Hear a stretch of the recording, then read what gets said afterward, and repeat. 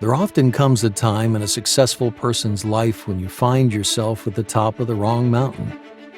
It was the right mountain for a long time, but it no longer provides the challenge, fulfillment, and passion it once did. Or maybe it never provided the fulfillment you always imagined it would. Here's the tricky thing.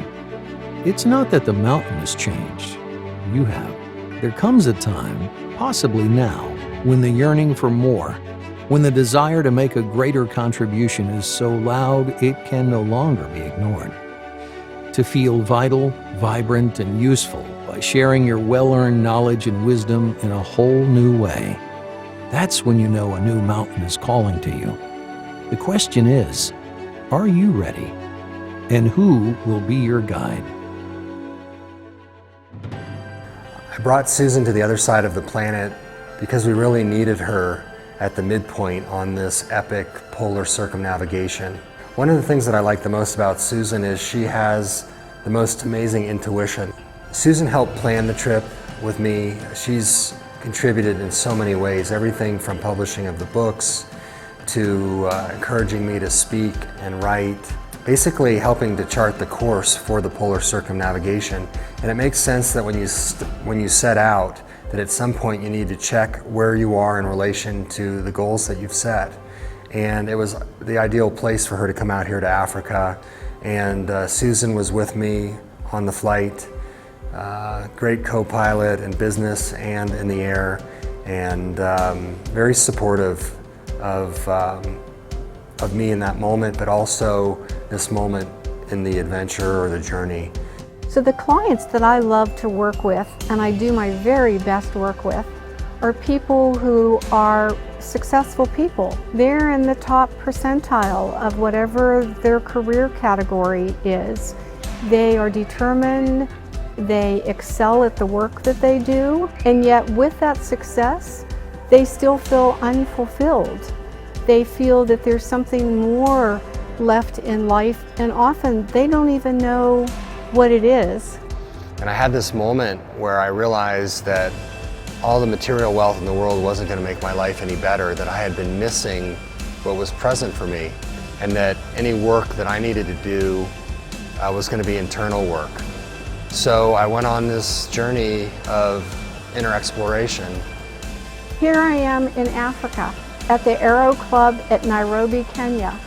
And one of my clients, Robert De Laurentiis, flew me halfway around the world because of his mission that he's on right now.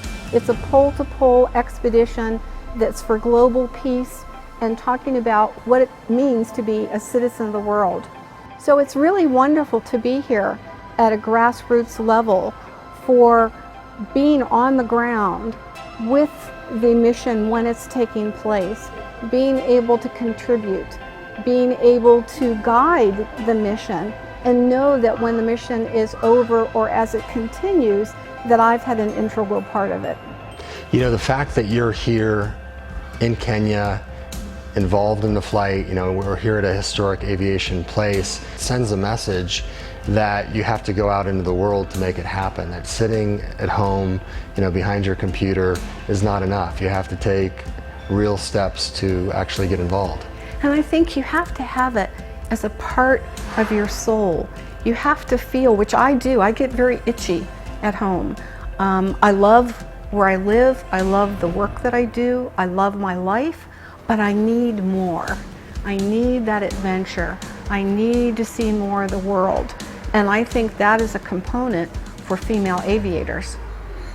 Much of the success we've had so far really came because of some of the core components that Susan put in place before we started. She had suggested that I build a website. She suggested that I start speaking and writing.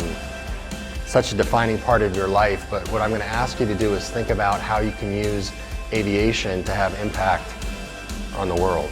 We talked about a foundation that Susan's actually the vice president of now, but you know, having all these components in place before you start on your journey is really important. Otherwise you wander off in the wrong direction, you waste time, you waste resources, you're not clear on your mission. And Susan helped me get clear on these individual components that were so critical to the success. I love working with people who have a bigger outlook that they want in life. Often they're not even sure what that is, but that through conversation, I can bring out what the goals are of that person, what will help them to feel fulfilled and fill the missing gap that just financial success will never provide. What I would say for anybody that is at that point in their life where they've hit a wall, where they've reached their own limits, that you're not going to get past it on your own. And it took a lifetime probably to get there. You're going to need somebody who can help you work past those issues. And Susan was that person for me. Some people know that they want to do something, but they've hit a wall and they can't see beyond the wall to even see the possibilities and how to get there. So my role is to remove the limitations, see the possibilities, see the opportunities that will present themselves as you begin to open up and see that there really is more. If you're feeling that you're meant for more adventure while making a more powerful, profound, and positive impact from the work that you feel most called to do in this world, take a look at some options below this video. Now is the time to live the life of your dreams.